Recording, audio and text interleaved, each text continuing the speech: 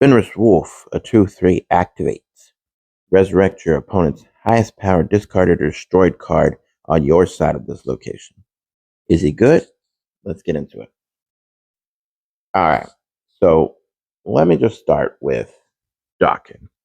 Add the Mirror Shard to your hand. Now, the Mirror Shard can be destroyed or discarded. And we've seen a lot of these cards Wolverine, um, X-23, basically the cards that generally have to do with Wolverine. If they're discarded or destroyed, then their effect happens. And at first glance, you think, oh, cool, Marvel Snap can have some sort of hybrid destroy discard, but it's never worked out. I've tried it many a times, it just doesn't work.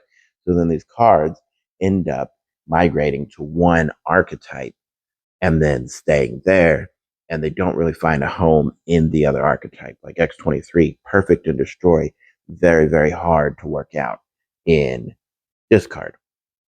Same with Dawkins. Dawkins better in discard, even though you would think it'd be good in destroy. It's just hard to work out when to play it.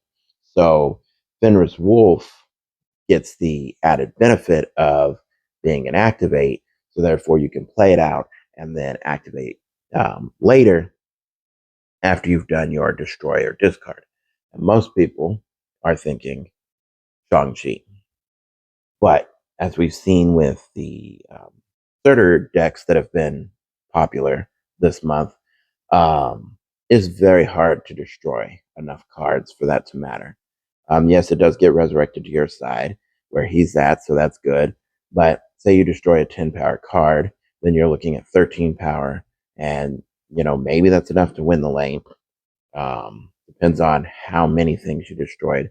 I'm wondering also, will it just choose one card at random? Or if there's two cards tied, will it bring both of them?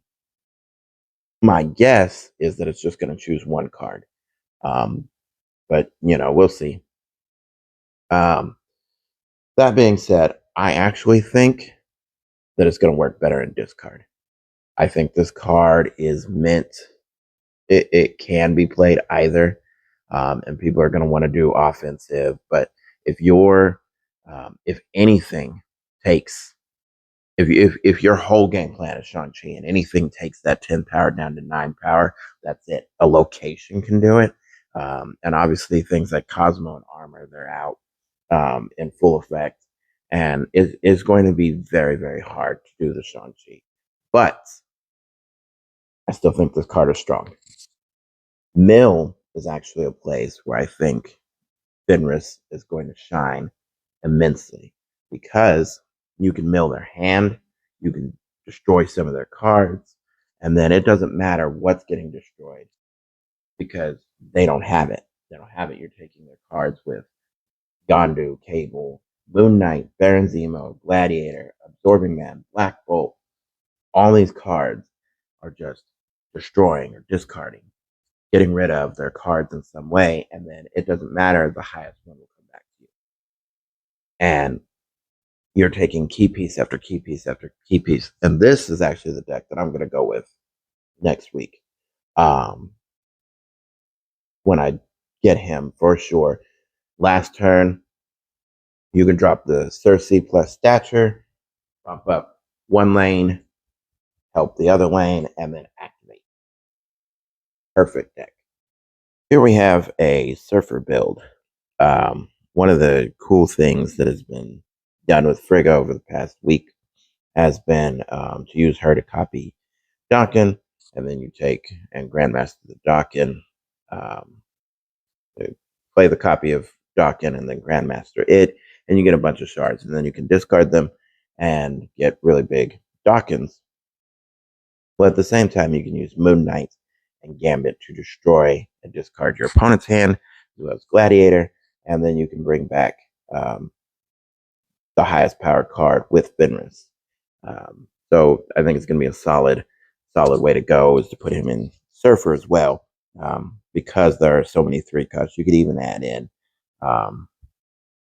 other things like Scorn or make it more discard focused. But I think this is good enough without being too heavy on the discard or destroy aspect.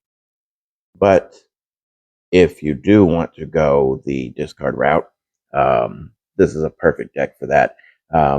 Obviously, the Morbius Collector discard has been pretty good, utilizing the Swarms and Apocalypse and Scorn to feed both the Morbius and the Collector. Now you have Fenris to bring back a resurrected, a destroyed or discarded card. So utilizing Gambit and Moon Knight, Black Bolt to take out those cards on your opponent's side and then bring them back to yours. Um, I've seen Monster Island. The monster gets hit on turn 3. Sometimes, there's a lot of times Gambit just hits a good card. So, and then last turn, you can always Black Bolt and Stature plus Activate or whatever. I went without MODOK, but he could definitely slot in here really well. So yeah, Fenris Wolf is nothing to sneeze at. It's not going to be a card that I think just play Shang-Chi and that's it. But I think he's going to be an easy card to slot into anywhere where you're discarding or destroying your opponent's cards. If you think you're going to be doing it, why not slot in Fenris Wolf? It's going to be a no-brainer. I think he's a get. I definitely think this is a token week, hands down. Annihilus is still a good deck, especially with some cards that are coming in later this month, later next month. Excuse me. That will help out Galactus and whatnot, and that whole throwing goblins and junk type deal. And then you have Werewolf by Night, which, if you haven't seen, I have a fantastic deck. I'll put a link to that deck in the description. But using Werewolf by Night with actually Malekith and Antivenom, and it's an incredible deck. So I think Werewolf by Night's still a good card, Nihilus is still a good card, and Fenris is going to be a good card. So it doesn't really matter what you pull, even if you pull tokens. Lose there. So yeah, definitely a get. 5-star card in my opinion. As always, like, subscribe, all that good stuff.